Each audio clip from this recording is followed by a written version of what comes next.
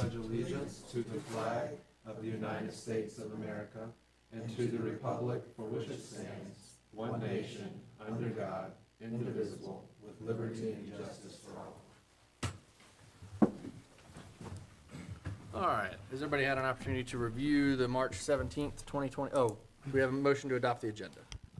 I'll make a motion. I'll second. All in favor, say aye. Aye. Any opposed? Hearing none, the motion carries. All right, next we have review and approval of the March 17th, 2026 meeting minutes. Everybody had an opportunity to review the minutes. Yes. I'll make the motion. Second. All right, approval of the March 17th minutes. All in favor, say aye. Aye. Any opposed? Hearing none, motion carries. Next, we have a public hearing for a zoning map amendment request by Rosser Avenue Development LLC to rezone a 3-acre portion of tax map number 41-3-112 located at 0 Ludewitt Boulevard from RG5 General Residential to HB Highway Business, and a conditional use permit to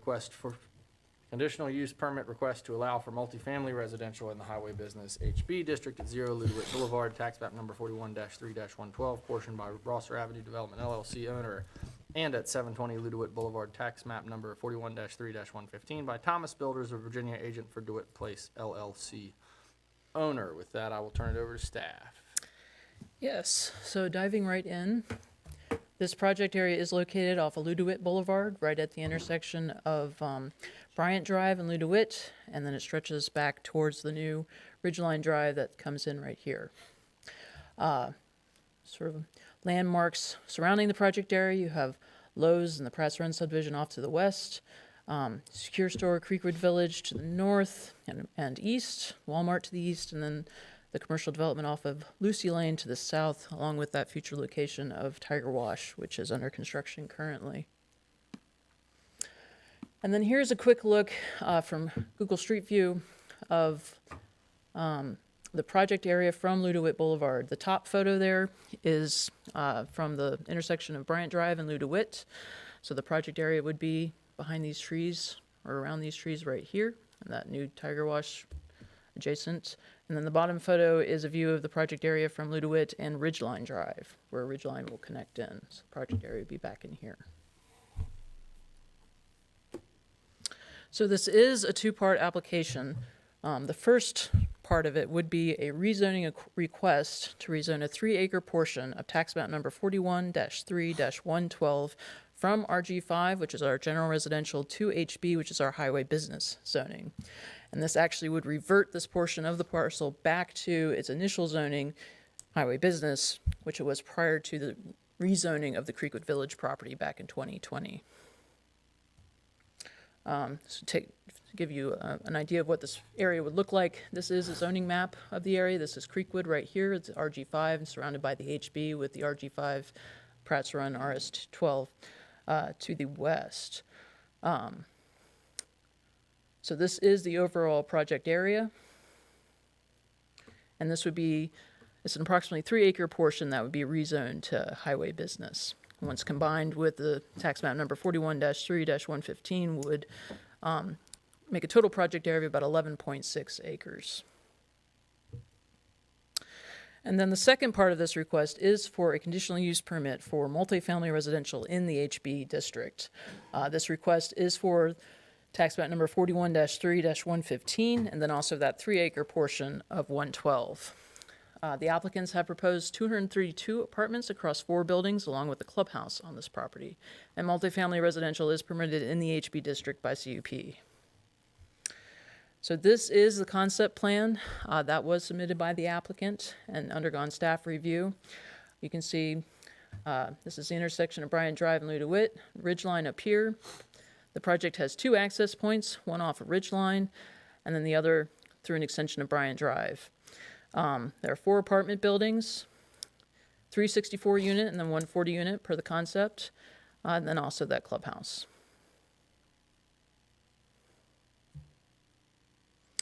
And then this is a conceptual rendering of a 42 unit building that the applicants provided that they intend to site on the property. And this is a look at that 64 unit building, conceptual rendering. And then moving on to the comprehensive plan, this project area is designated commercial retail per the comprehensive plan, and our comp plan does note that it encourages denser residential development in areas where there's intense activities such as the I-64 and Rosser Avenue corridor. And then moving on to the zoning, section 98-2.6.4 guides the residential area and dimensional standards in non-residential districts, which this would be. And it has two criteria for multifamily developments within non-residential districts. The first is that the parcel is larger than 20,000 square feet. And then the second is that any other area and dimensional standards be set through the CUP process. So the project area is approximately 11.6 acres, which meets the definitely meets the 20,000 square feet threshold. And then as far as area and dimensional standards, staff is recommending 3 conditions in this regard. The first is that the project be developed in general conformance with that conceptual layout that I just showed you, and we'll flip to again here in a moment. The second is that the project density be capped at that 232 units total. And if you do the calculations against 11.6 acres, that does equal out to about 20 units per acre, which is what is permitted under the RMF, our residential multifamily zoning. And then finally, that the buildings be limited to a height of 60 feet. This is what I think the height was approximately 57 feet, shown on the conceptual rendering of the tallest building, and so this would cap that at 60 feet. And then here again is that concept. You have the 464 unit buildings, and then here's that 40 unit building right there.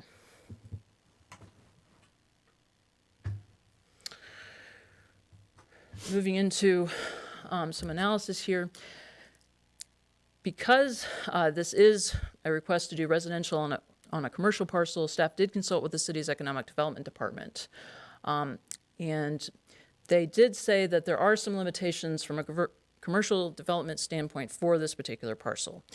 One of those is its distance from I-64. The other is its limited frontage on Lou DeWitt, and then also limited access points. This would all may not make it as marketable for commercial development as some other uses. They noted that it could possibly be marketed as a hotel site, but then said that there are 2 other hotel sites closer to 64 that would be better fits for such a project, and then also could be used for potentially daycare, storage units, or other outdoor entertainment type uses. And because of this particular parcel being a little bit more difficult perhaps to attract commercial uses to, they would consider residential not out of place here, especially considering the proximity of Creekwood Village and then also Pratt's Run. As far as impacts to adjacent properties, this particular project is mostly surrounded by commercial uses. The exception of that is the Creekwood Village subdivision to its north and west. And staff doesn't anticipate there being much adverse impact on these neighboring uses. However, the neighboring uses could have an adverse impact on this particular project, that being because it's mostly surrounded by those commercial uses and nuisances from those. And because of that, staff is recommending a condition requiring a Class C landscaping buffer around all of the project area boundaries on all 4 sides, with an emphasis on keeping as much existing mature vegetation as possible. And where that existing vegetation is removed or is not there to begin with, then a Class C buffer be provided. A Class C buffer per the zoning ordinance is a minimum width of 20 feet, and it requires an evergreen tree, 1 canopy tree, an understory tree, and then 12 shrubs per every 100 linear feet. The ordinance also calls for a wall, fence, or berm, but staff is not recommending this requirement unless it's determined to be necessary in certain locations due to site specific issues. Moving on to transportation, the project is proposing 2 access points, that intersection of Bryant Drive and Lou DeWitt, which is a light controlled intersection, and then also Ridgeline Drive near Lou DeWitt. This meets the fire code requirements for multifamily developments. If you have more than 200 units, you're required to have 2 points of access. Staff did ask that a traffic analysis be completed, and we asked that examine the storage length of the existing turn lanes.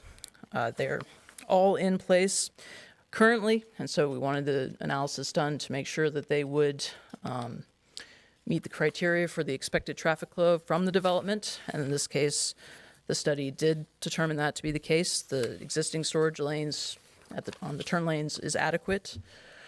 The next thing we asked them to take a look at is what signal timing updates need to be done for the traffic light at Bryant Drive and Ludewitt to account for the extra traffic once that was in.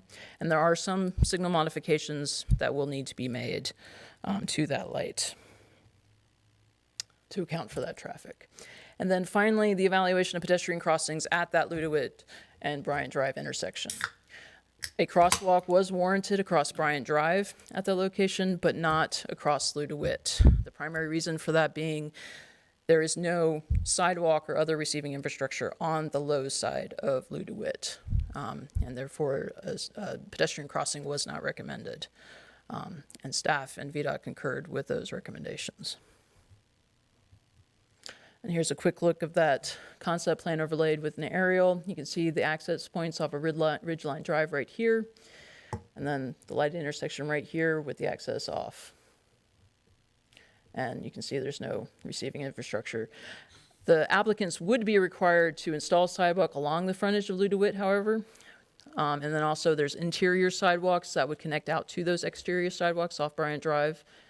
Ridgeline will have a multi-use path running down, and the sidewalk will connect into that multi-use path. As far as infrastructure goes, public water is available at the property's location. However, public sewer is not as easily accessible.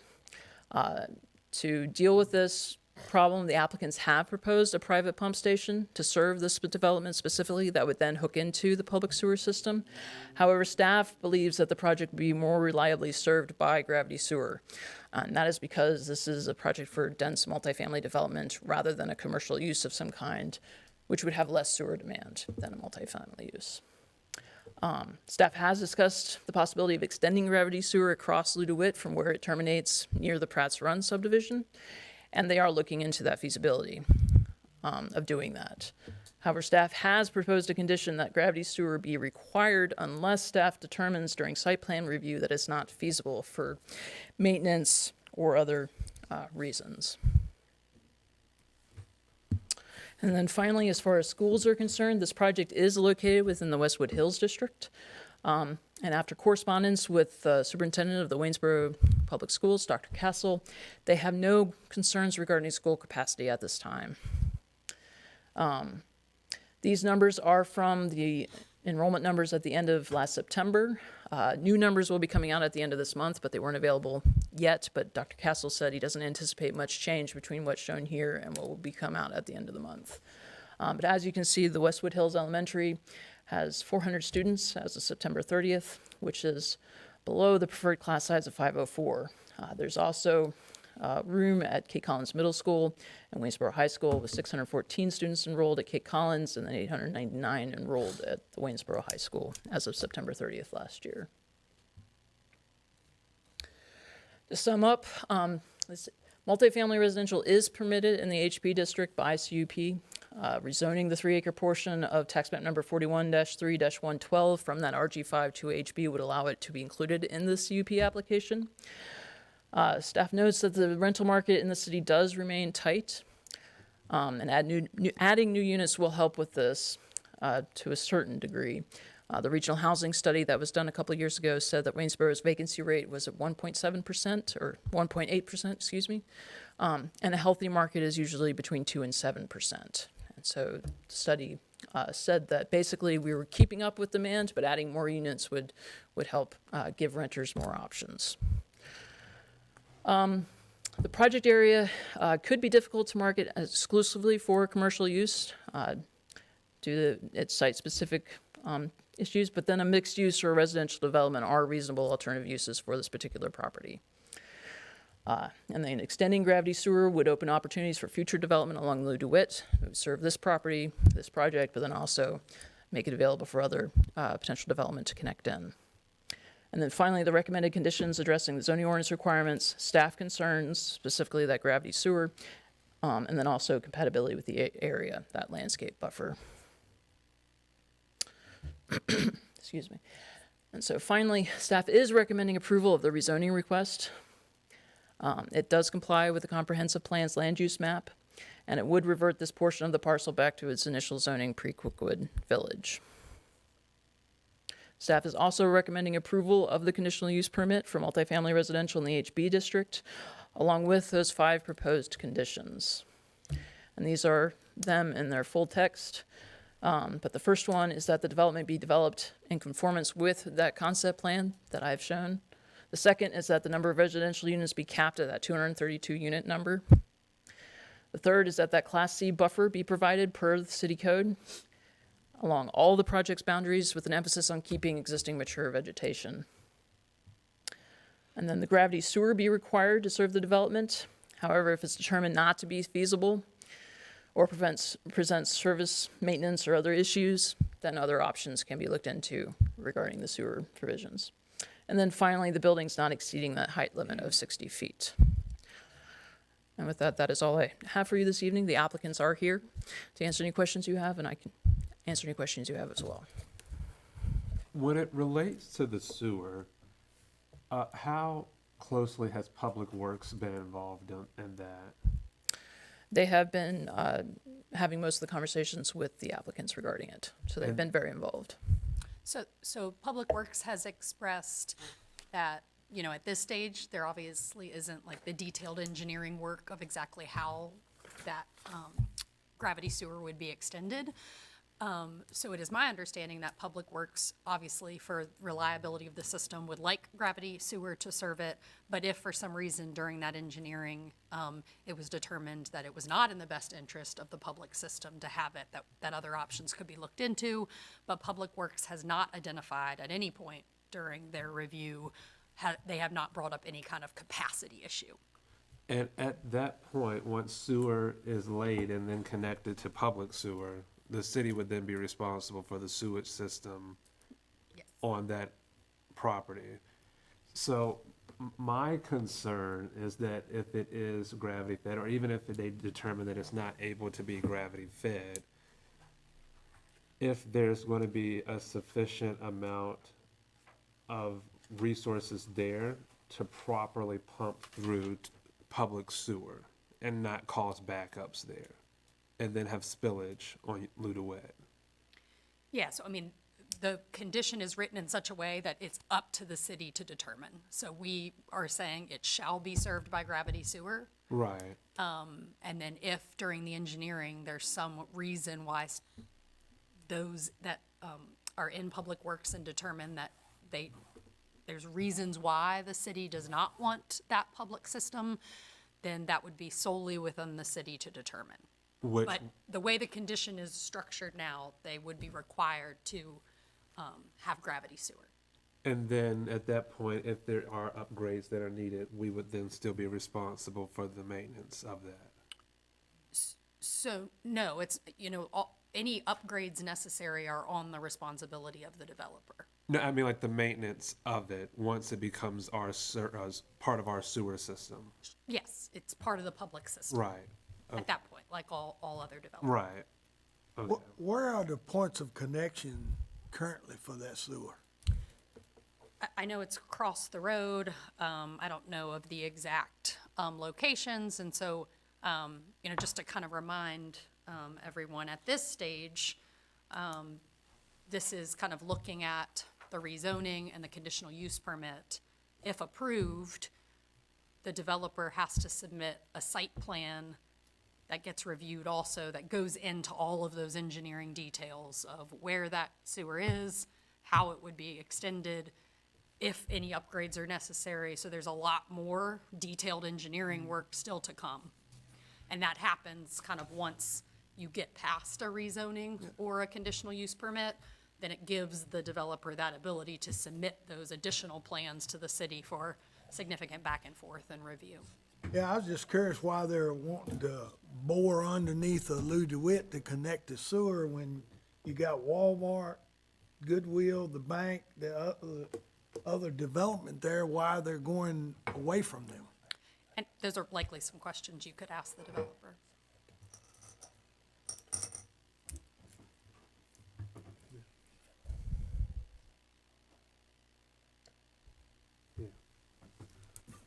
All right, do we have any other questions for staff?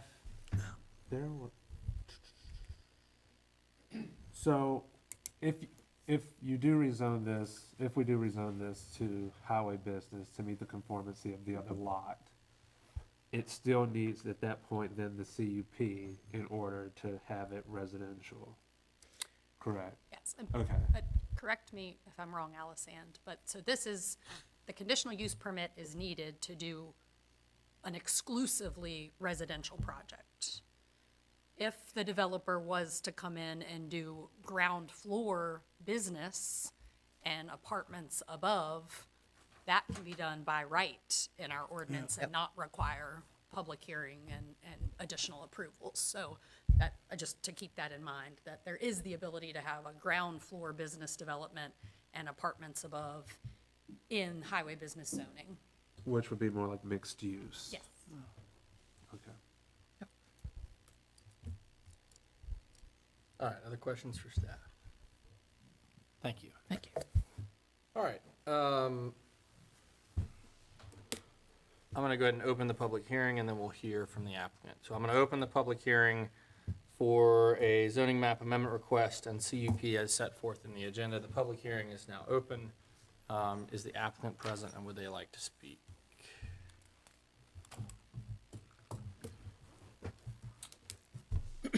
Good evening, Planning Commission members. My name is Bill Moore. I'm with Westwood Professional Services, formerly Balzer. We provide the engineering consultation for our client. With me is Garrett, representative of the developer. Just want to thank staff for everything that we've worked through over the past several months. I think they did a really outstanding job on this packet that's before you. So I'm just here to answer any technical questions you might have.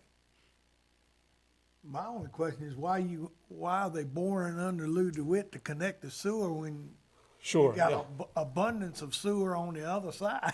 Yeah, so with the topography on our site, everything drains towards the plan north. Okay, And there's a low where you see the stormwater management. yeah, The nearest sewer is right at the end of where Bryan Drive exists today. okay. But it's a good bit elevated from our site. Yeah. So there's a topographic challenge there. Our first, idea was, let's put in a private pump station that we maintain, and pump up to that public sewer that's actually doesn't have any services on now. It was put in and never used. And it just connects right down through between the two commercial lots here. Whenever we talked to Tony and staff, they said, hey, it'd be a real shame if we didn't at least explore other ideas to try to provide gravity for the region. Yeah, There is sewer back up on, at the end of the Price Run subdivision. But it's gonna be pretty circuitous and have to get probably a bunch of private easements that we might have to work on. But we didn't wanna just, globally say we were gonna pump it if there might be an option once we get into the details. As Leslie mentioned, we got a lot more work to do, but this is step one. There's no point going and doing all that work until we know that we actually have rights to do it. So it'll be the next big step. yeah, because I was wondering either going north to the right or north to the left down Lou DeWitt would be a simpler and more cost-effective route for that We're sewer. in a bit of a bowl right there on Lou DeWitt. Yeah. There's a low, it's in a low right there. Yeah. Any other questions? I'm happy to answer.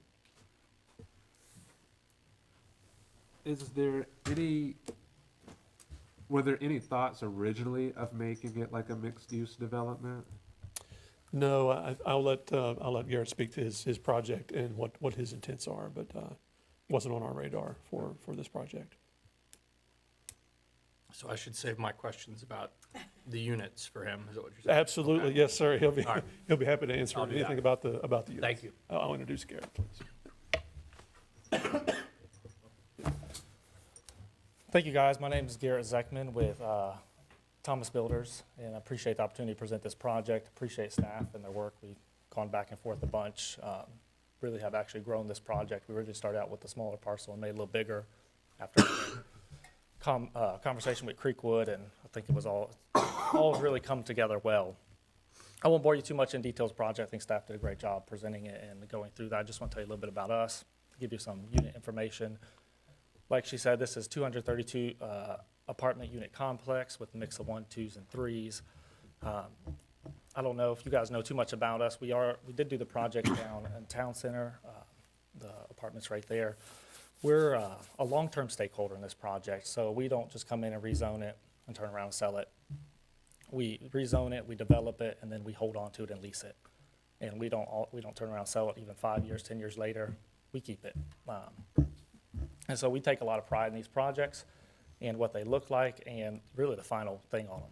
We don't use any cheap material. We use a lot of stone, hardy. You won't ever see vinyl products on any of our buildings. And it's just a thing that sets us apart. Like I said, the Town Center project's very similar. The buildings are a little bit different. The unit layout's very similar to this. We are looking for a few more 1s and 2s and less 3s. We're seeing a market shift really towards that, especially after COVID. People don't want to live with somebody else. They really want to be on their own. I really believe this project's a natural extension of the Town Center. We have seen leasing just go like through the roof. Before we even open a building, it's usually pre-leased at, it's a little over 50%. Actually, I just pulled the numbers before I came up here today. We have 3 buildings open. Out of all 5 buildings, it's over 60% leased as a project, which is actually impressively well when all the buildings aren't even open yet. We've been very blessed by that, and that's one of the reasons we came forward with this project. We see the need. As staff mentioned, there is an extremely tight vacancy rate, below 2%. We think this is something that will really help loosen the market up a little bit, and I think a lot of people will be excited about it.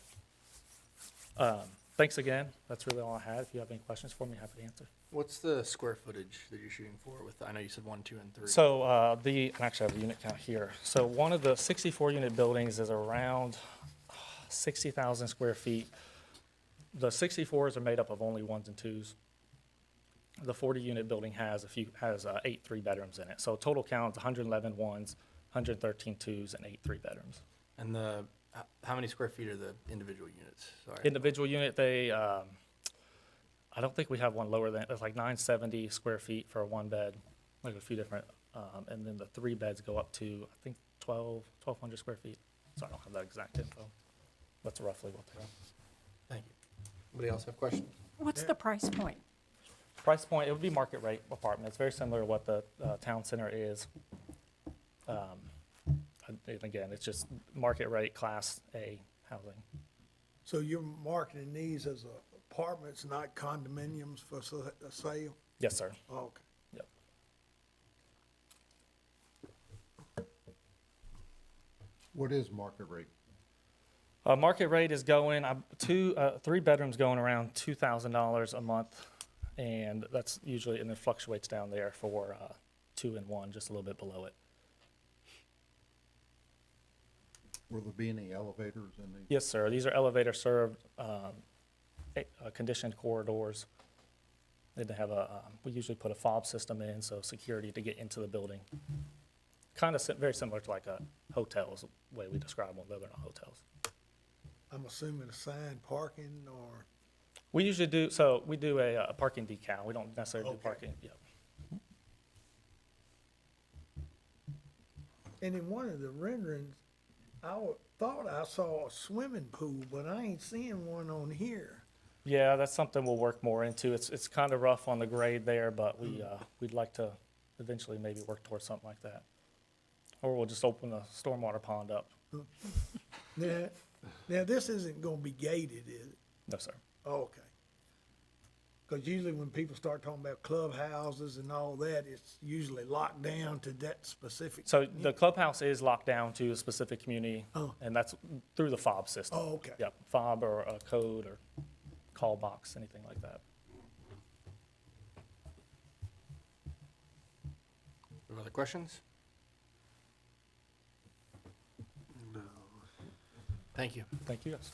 All right, do we have folks signed up to speak? We do. The first person signed up is Edie Ekman.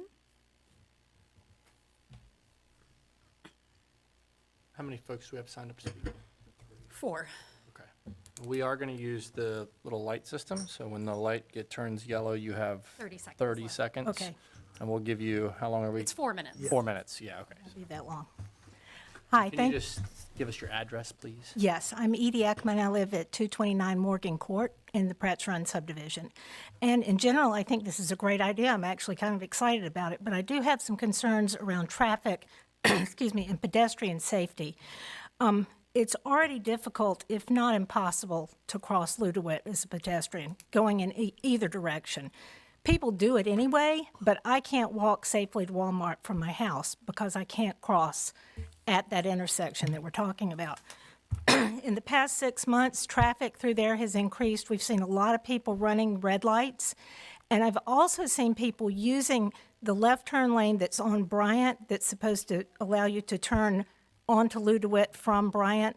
People have been using it trying to turn into Lowe's. So they're actually crossing the double yellow lines and waiting to turn into Lowe's. So there's some real traffic problems already. When you add 232 units and 400 people, that's a lot more traffic. And I want to make sure that we are addressing those needs and hopefully understand the problem with not having a sidewalk or receiving sidewalk in terms of a crosswalk across Ludewitt. But I think if we want Waynesboro to be a pedestrian-friendly city, we need to think about these and try to address them as they come up and not, down the road, oh gosh, we should have really addressed this sooner.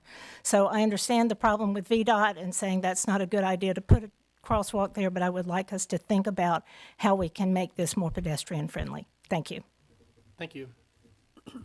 Who's next? The next person we have signed up is Todd Patrick.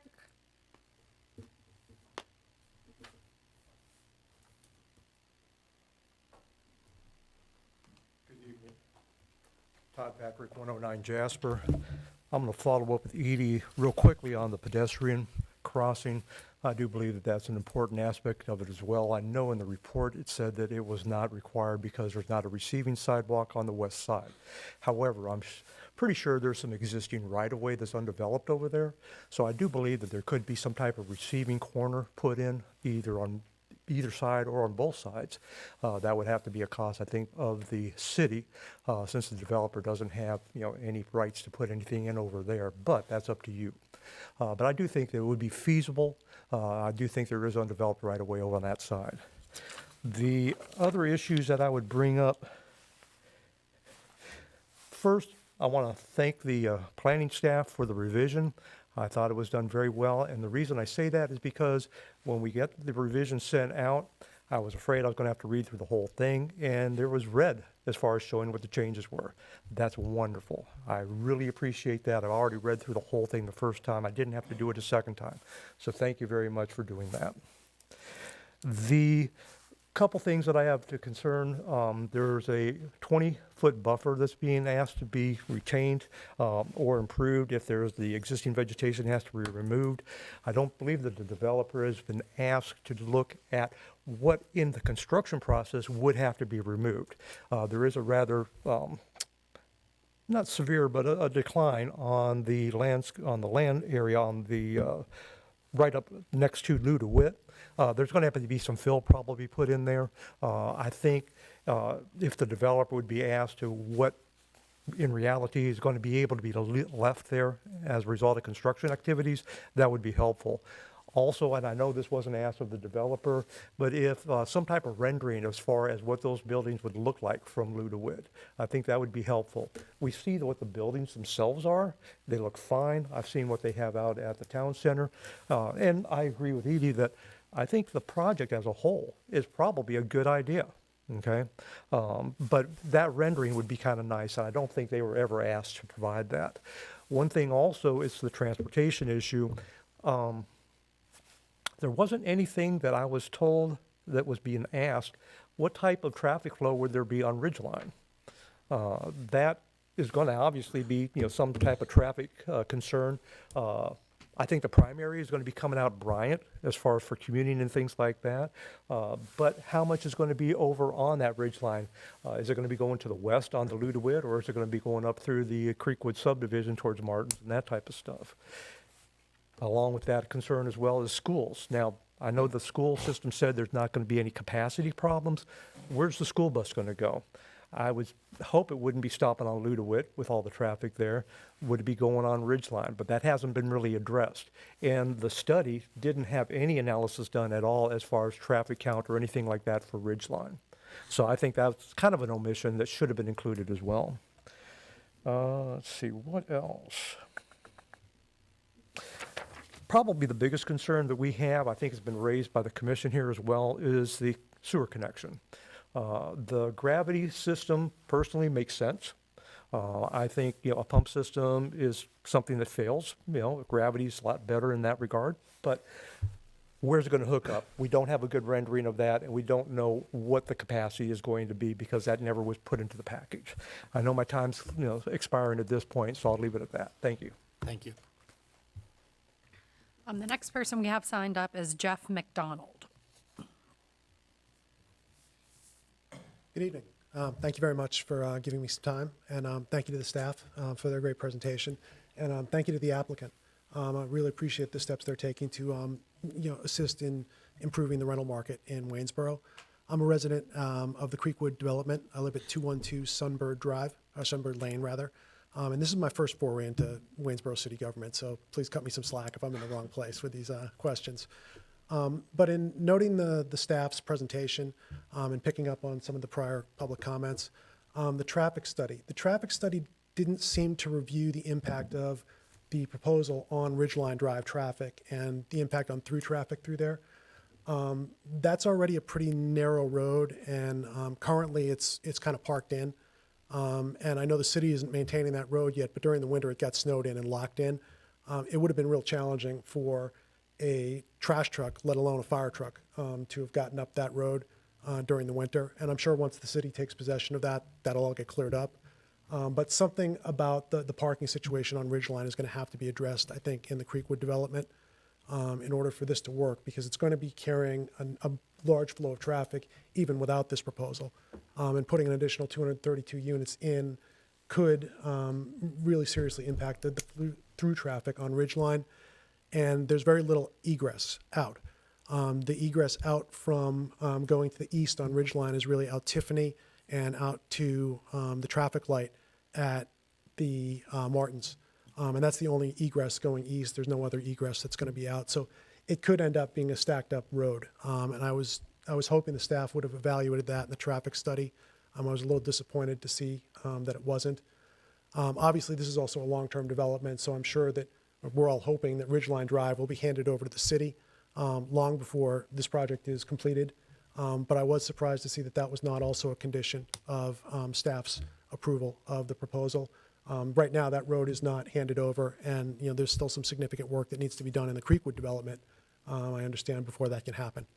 But thank you for your time, and I appreciate you listening to my concerns. Thank you. The next person we have signed up is Matt Johnson.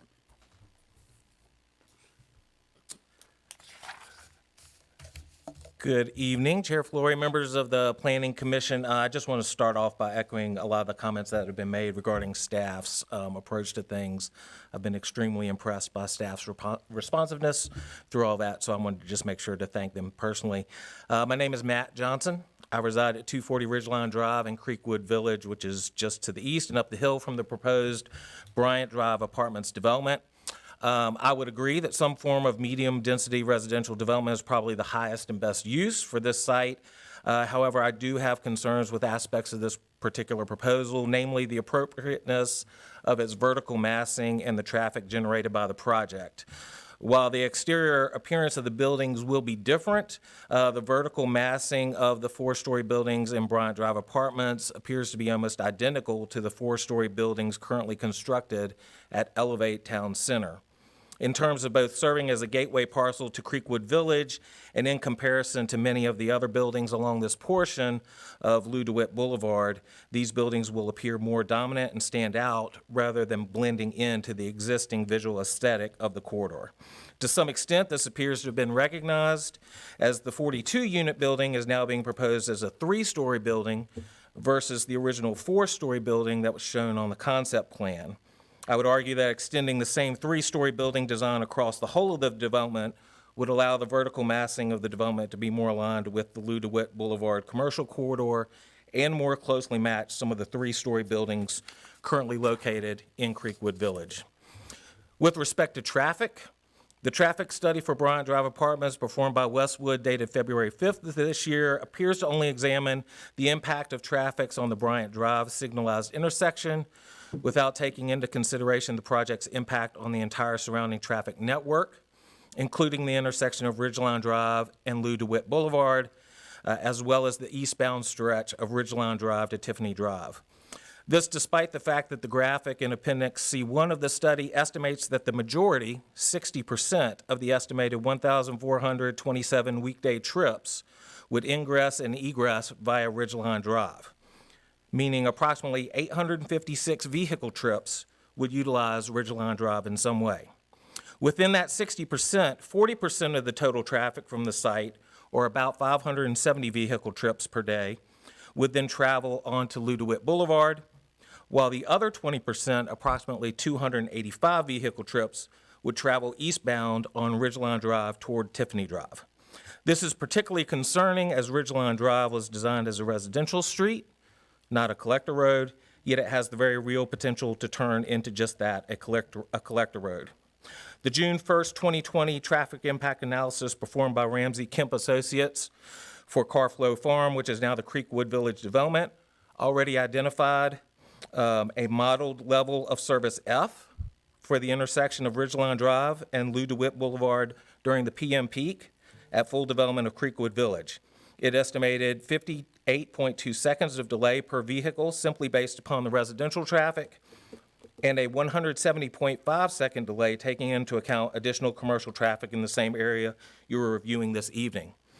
Only in the Ramsey Kemp analysis, the assumed use was a lower impact general office space, generating only 611 weekday trips. I realize there's a bunch of numbers to throw out, but in summary, there's more likely to be a traffic impact to the surrounding transportation network that has not been fully studied. There are other improvements that need to be made.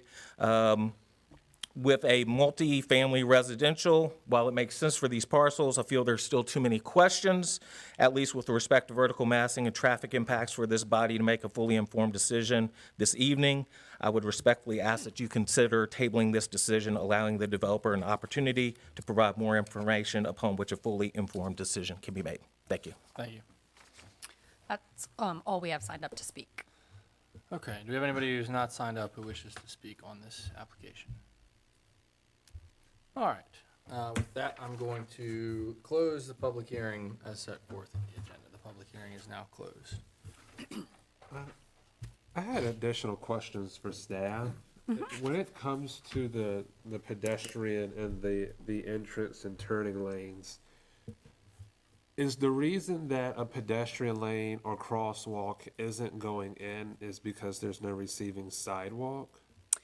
Yeah, so typically VDOT does not encourage us to identify a crossing when there is no receiving infrastructure, because essentially you're saying this is the public crossing, this is the safe place to cross, and then there is no receiving infrastructure. So that was the recommendation of the traffic analysis. VDOT reviewed it, and that is their recommendation, that because there is not the receiving infrastructure, it not be constructed at this time. So, go ahead. There's a chicken and an egg thing here. Sure. That we've seen, I think, before, where, historically, we haven't required a lot of these parcels to build, a lot of these developers, like the commercial developer that built Lowe's, for example, for whatever reason. It wasn't required at the time. Wasn't required at the time. Now we do require every new development to do sidewalk along their frontage. Yeah, and so, and I don't mean to steal your thunder, Nigel, but I mean, I understand that because there's no receiving infrastructure, we're not gonna recommend that the crosswalk be put there, but if at some point the city or somebody says, okay, we're gonna put receiving infrastructure in, then you're gonna have a crosswalk there and we're not gonna have any infrastructure to support. We're gonna have people that wanna cross there because there will be receiving infrastructure and there will be a sidewalk on either side. So at the time that sidewalk went in, the city staff is always looking for grant opportunities for pedestrian crossings. So VDOT has a program called Highway Safety Improvement Program, and it's lower cost projects that you can apply for. So we have applied for that in the last 3 rounds that have been open, and we have specifically gone around and found those areas where, hey, we have infrastructure on either side and we need a pedestrian crossing, and have been successful in getting several of those funded.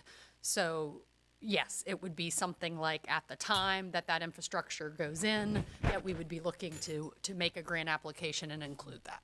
So, but I guess my question is, as a condition of the CUP, could we recommend that there be a crosswalk installed there, even though there would be no receiving infrastructure at this point, in the hopes that the receiving infrastructure might get built on a grant basis? So I would have to ask VDOT more specifically. I mean, certainly anything can be a condition, but I'm not a traffic professional, and so we often look to the traffic professionals to say, this is the safe way to handle this, and this is not. And so, before I recommended including that as some type of condition, I would want to specifically be clear with VDOT, is this us going against your design manual? And then, that's typically not something the city does. Yeah. So I just, given the choice between, I mean, no offense to the applicant, but given the choice between making the applicant pay for it or having VDOT fund it through a grant, given the timing of the grant, potential timing of the grant process, and, I mean, it's our tax dollars, or they can pay, even VDOT, it's our tax dollars. It's not our local tax dollars at that point, but that's the reason. So maybe potentially, it could be done in the conditional, right? In the event that VDOT thinks it's the right thing to do, and there'd be a sharper way to say it than that, of course, but in the event that VDOT thinks it's the right thing to do, the applicant shall provide the infrastructure. Yeah, you all could tonight, if you wanted to make a determination this evening, you could always recommend approval of the application with kind of the separate recommendation that staff continues to work with VDOT and make sure council is aware of kind of what VDOT's thoughts are on it and why they would or would not recommend it. My question would be, even if you put a receiving thing on the other side of Bryant, I'm in a wheelchair, I cross the street there, where am I going after I get there? So that is. Am I going back towards Zeus, or am I going towards Lowe's, and who's gonna build a sidewalk from point A to point B? Well, but this is the problem with this analysis, though, is, because we've been through this before, is we have piecemeal sidewalks that are getting built all over the city as the developers come back through. So, Rosser, I think in particular, just because I drive it every day, I think right now we're gonna have piecemeal sidewalk on the one side. When that development is complete, that's not gonna connect across that parcel. But having piecemeal, in my opinion, if you start with the piecemeal, eventually somebody's gonna connect it all. But if we don't start requiring these things on a rolling basis, and we keep saying, well, the next guy will do it, the next guy will do it, the next guy will do it, what's gonna have to happen eventually is the city's gonna have to come out of pocket to put in all this infrastructure that we could have required to have done. And so that's what I'm sort of driving at here, because yes, you're absolutely right. But the reality is, if you got to cross that even regardless of where you're going, if you got to cross the intersection, even if you're going onto the grass after you cross it, it's a much safer intersection to cross when it's signalized as opposed to not. How far will the sidewalk extend from this development down to like Los Panchos? Because I know that they're going to have to put the sidewalk in front of the Tiger Car Wash. I don't remember if there's sidewalk down there or not, I think it's being dug. but I do have my Google map open. Yeah, Tiger Car Wash is putting in a missing section. Correct. It'll be all along this frontage, so I think you'd have a full.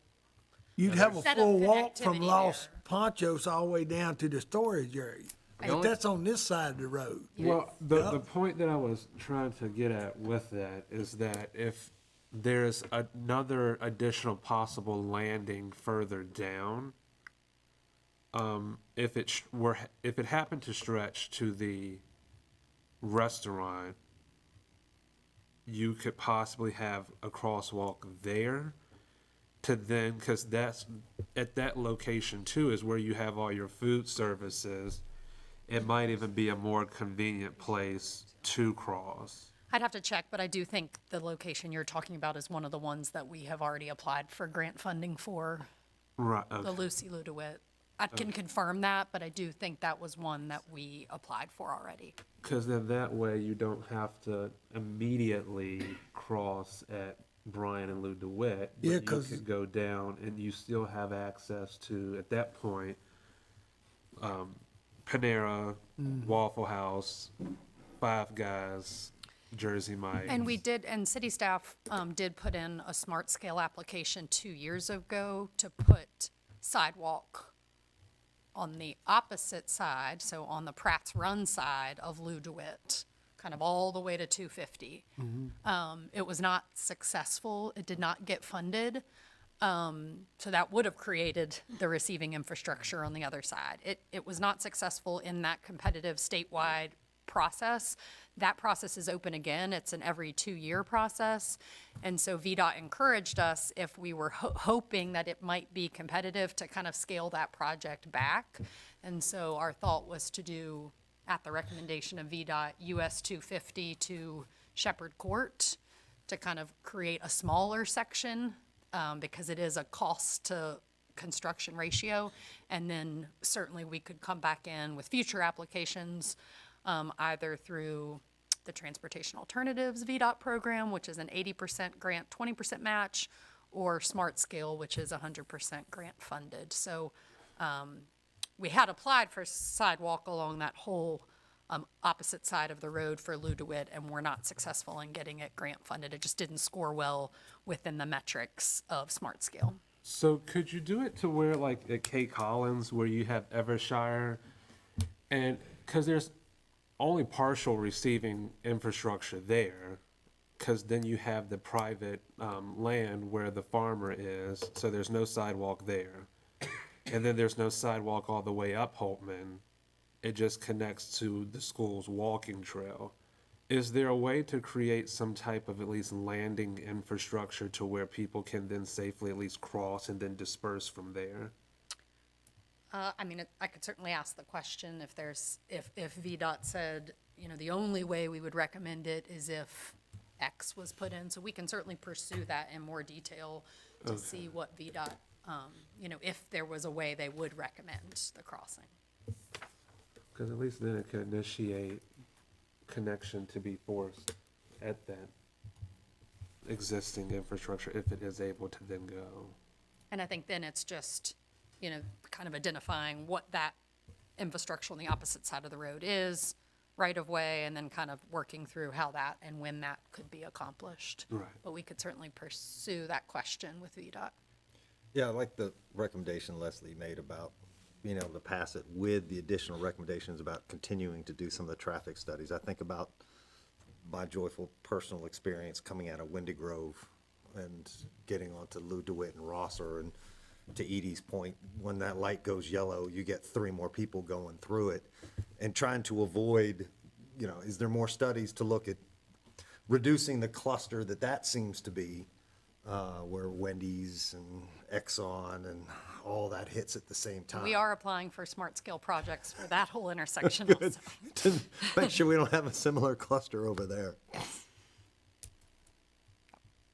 So, my then concern becomes, if we're going to rely on VDOT, which some of us have already agreed to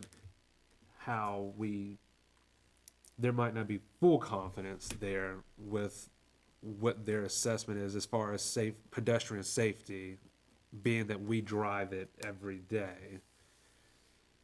I would then be hesitant to pass it with that condition if they don't come back with the language that would suggest that some type of pedestrian safety could go in there. Well, so I think what staff is saying is suggesting is that we add a condition directing staff, correct me when I screw this up, because I'm sure I will, directing staff to seek further clarification with respect to why that crosswalk's not required and whether or not there might be a basis to construct a crosswalk. And we would take all of that information to council Right, saying, and your then- planning commission recommended approval, but they wanted you all Right. to really look into all this information. And we could have a VDOT professional say, this is why, exactly why we don't Right. recommend it. Is there liability on the city to, say this is the safe crossing for a wheelchair or otherwise, and then there's a ramp or no ramp on the other end?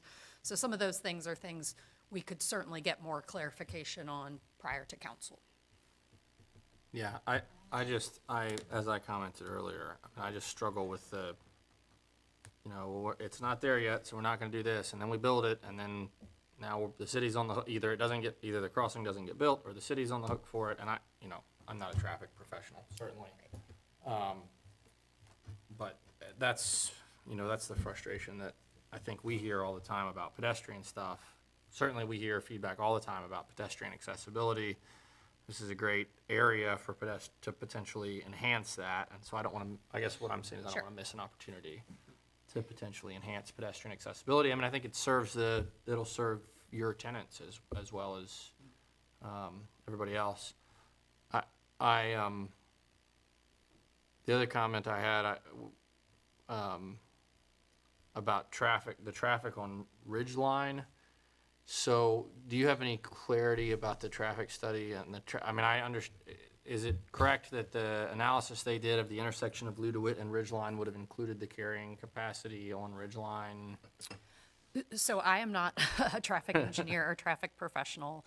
I will point out that the majority of this property is zoned business, and business development is a higher traffic generator than residential. And so today, any number of fast food, gas station uses could go in there and and there would be no review other than during site plan review. So we did have the applicant do kind of a limited traffic analysis in consultation with what Tiger Car Wash did to kind of say, okay, we know Tiger Car Wash had to put some improvements in place. Is this 232 unit apartment development going to mess up are there additional things there? So I'm not as aware of exactly, other than kind of general percentage splits for Ridgeline. That's another thing that obviously we could have VDOT speak to. They often, we have a city engineer, but we don't have a traffic professional on staff. So it is the practice of the city to have the traffic professionals at VDOT review the studies and say whether or not they support them, and it's up to the city to make the determination, but we rely on VDOT for those decisions. And they did review this traffic study, and nothing came to their concern, but certainly if it's another component that you would want us to kind of additionally look into and have VDOT speak to prior to council, we can certainly do that. And then my last question is, since it's currently zoned commercial, just to address some of the comments about the scale of the buildings, currently a by right use would include a 4-story, 60-foot max commercial building. I think our zoning ordinance might limit business development to 50 feet. We're gonna check. I have a memory, because we did this with Town Center Drive. Right.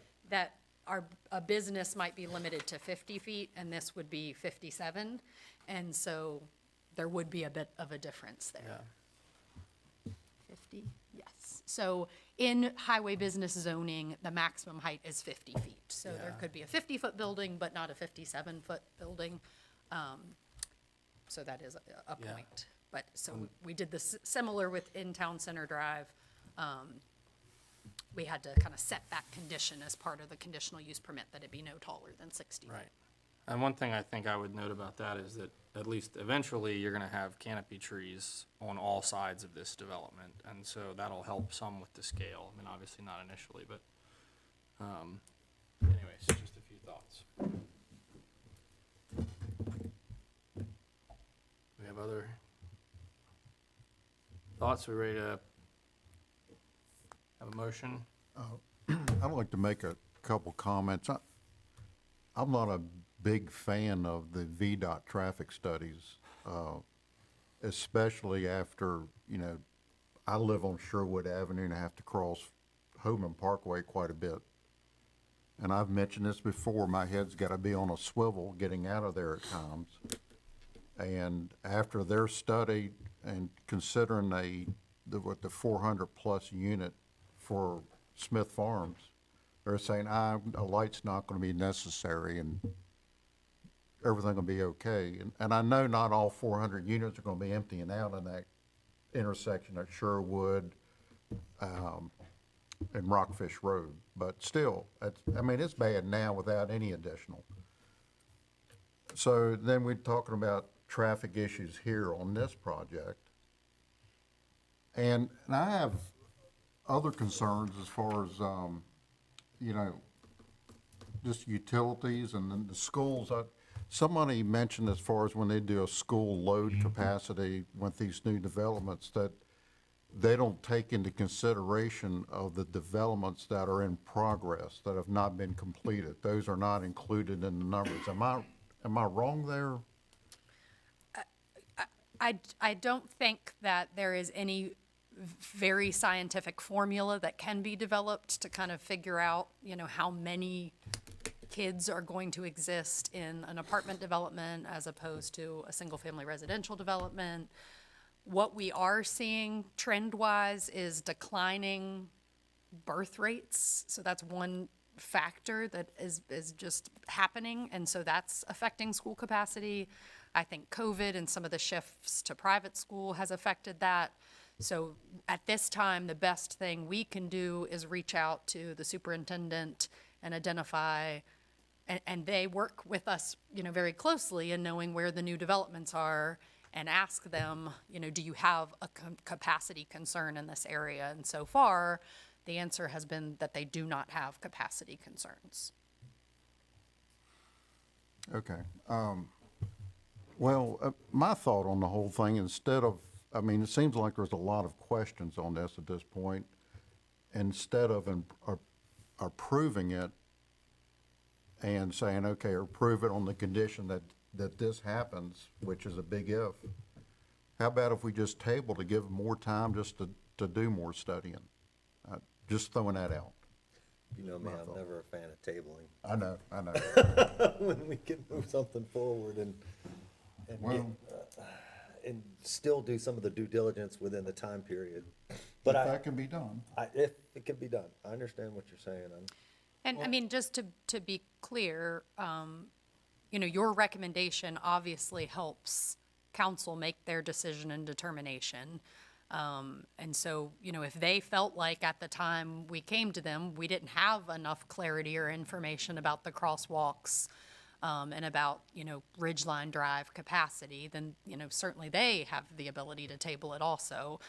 And not to make your role any less important, I'm just communicating that that can also be your recommendation, and we want you to make sure you're looking at these items, if that makes sense. Yeah, I think that would be the intention of the and I would certainly be, not that there's anything on the table yet, but I would say, I think our hope would be that if we suggest that staff work on these issues before it makes it to city council, then I think that's kind of us doing our job in terms of telling the city council, these are the things we think you need to be paying attention to. I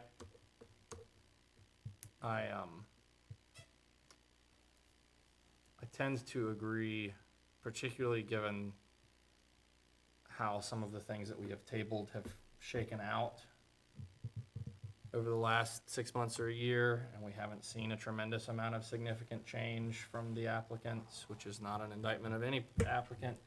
But, I think what I've noticed is it seems like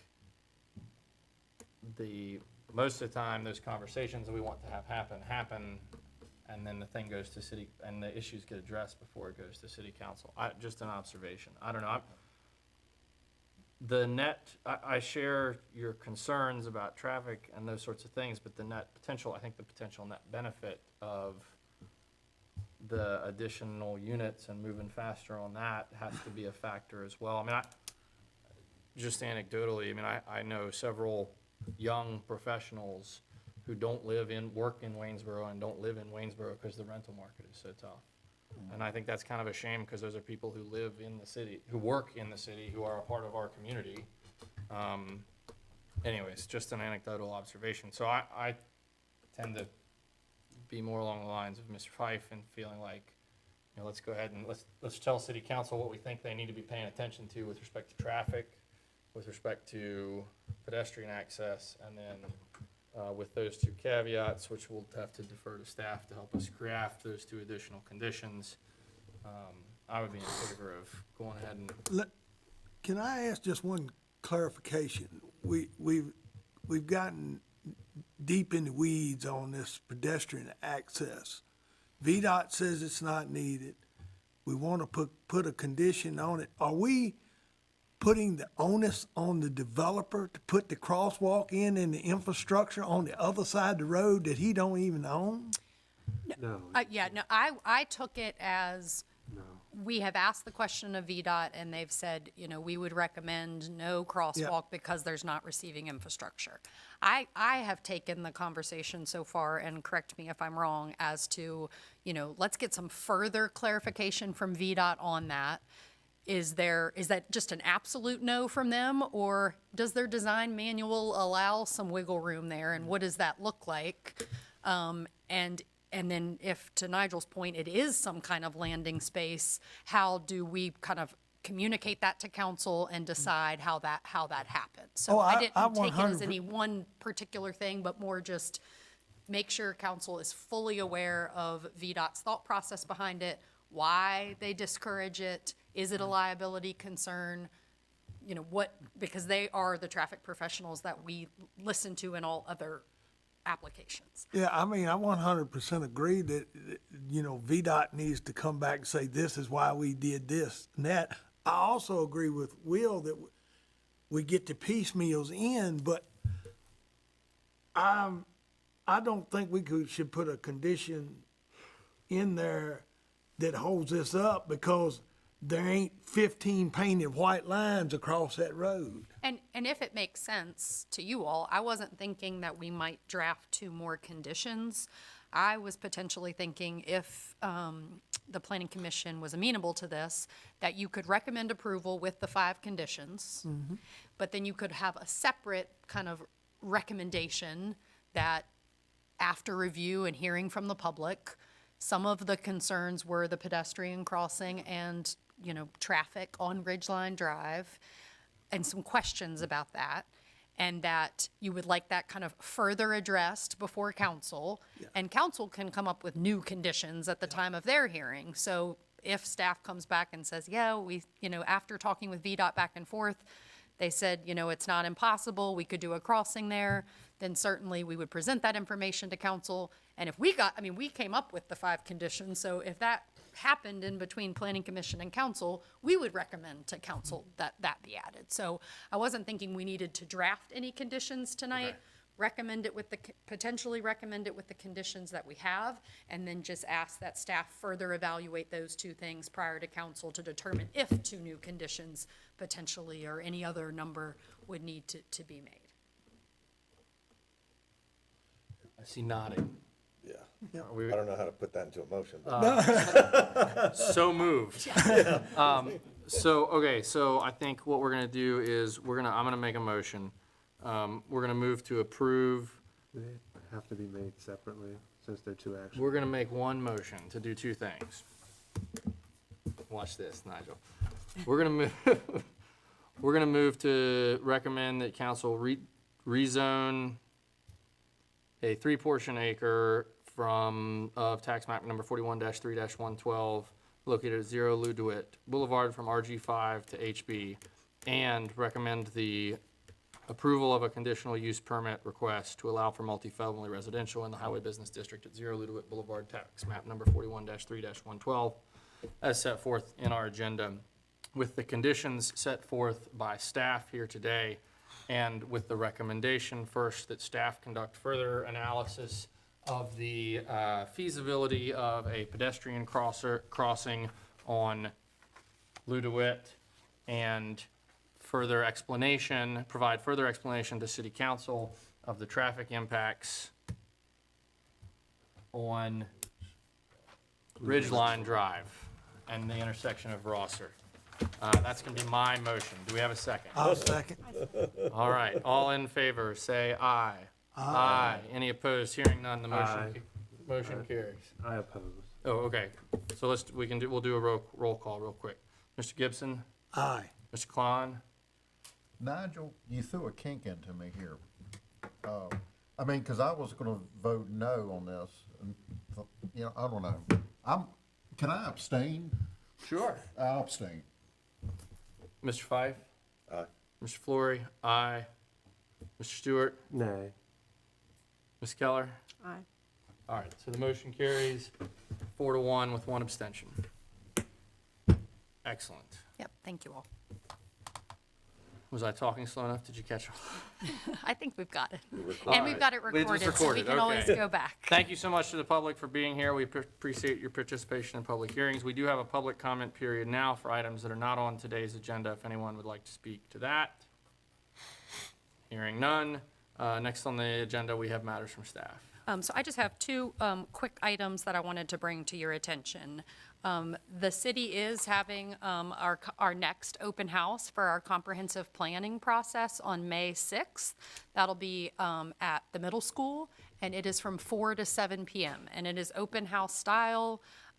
We are in a 2-year process of updating our comprehensive plan, identifying land uses, identifying goals and strategies around transportation, around housing. So all of these important questions, a lot of which were brought up this evening. So we ask that the public come out.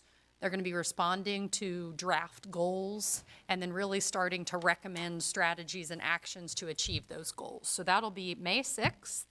It is at the middle school. And it is from 4 to 7 open house style, so you can come and just kind of interact with the boards at your leisure. And we really encourage the public to come out. We have had 2 open houses already related to this plan. So we have collected a list of about 400 contacts that have engaged with us through that process, giving their contact information. So we sent we'll be sending an email out to all of them to let them know about the open house. We have a radio spot on WNRN to try and get the word out. We are using all of our social media outlets to get the word out, but certainly we encourage you all to tell your networks and your friends and your neighbors that on May 6th, they can come out and have their voices heard. Are there any questions about the open house event? Okay, and then the one other item that I wanted to bring up is that we are engaging in that comprehensive planning process with our consultant, EPRPC. There are several members of the Planning Commission that are on our advisory committee, and the advisory committee, which was appointed by City Council, has started in the very early stages to kind of work on the future land use map. And that's a really important piece for you all as the Planning Commission, because that's what you use when these requests come up, is does it meet what the future land use map identified for this area. And so our consultant has identified the need at this time to really get before the entire Planning Commission and kind of share some parts of that future land use map and get feedback. And it's often hard to do that on one of these nights when we already have kind of a long evening with the hearing. So we're going to try and schedule a couple work sessions. Traditionally, those have been reserved for the first Tuesday of the month. So we were thinking the first Tuesday in June would likely be that first one. So we ask you all to kind of keep your calendars clear for that first Tuesday in June. And there wouldn't be any public hearings scheduled. It's certainly open to the public, but that's when we would invite our consultant to come and start working with you all on the future land use map. And there likely would be some other first Tuesdays we would need to set aside, and we would keep you posted on those. So those are the 2 items I have, unless you all have any questions about any of those. Just another kind of update for the public, but also for all of you that haven't been as engaged with the comprehensive plan. We did have a survey that went out. We got over, I think, 1,000 responses when you combine the actual questionnaire survey and then the social pinpoint survey that identified different areas. We have 12 stakeholder groups that cover all the different topics, and we've had extensive meetings and interviews with all of those groups. We did create a youth stakeholder group, which has been very exciting as part of this process to say, hey, we're asking all of the adults what we want our community to look like in 20 years, but why don't we ask the students? So we do have a youth stakeholder group. We even put together a specific youth survey that went out and collected 208 responses from students identifying, what kind of land uses they want to see in the community, what they like, what they don't like. So we've communicated to the community in a lot of different ways. There's still a lot of time for that as we're getting into more of the specifics of the plan. So please come out on May 6th and have your voices heard. That's all I have, unless you all have any questions. All right, do we have commissioners' correspondence on communication? I just have one. I would like to thank the staff for the thoroughness of the package that they put together and the clarifications that Alisan did on the revisions. They were, just like somebody else had stated, I'd read through the thing and was greatly appreciative that the revisions were in red. I second that. Great job. Thank you, Allison. As always, our staff is keeping us You guys are terrific. pointed in the right direction, so we appreciate them. All right, with that, do we have a motion? I'll make a motion, we adjourn. Second. All in favor, say aye. Aye. Any opposed? Hearing none, the motion carries. We are adjourned. Thank you so much, everyone, for coming. Thank you.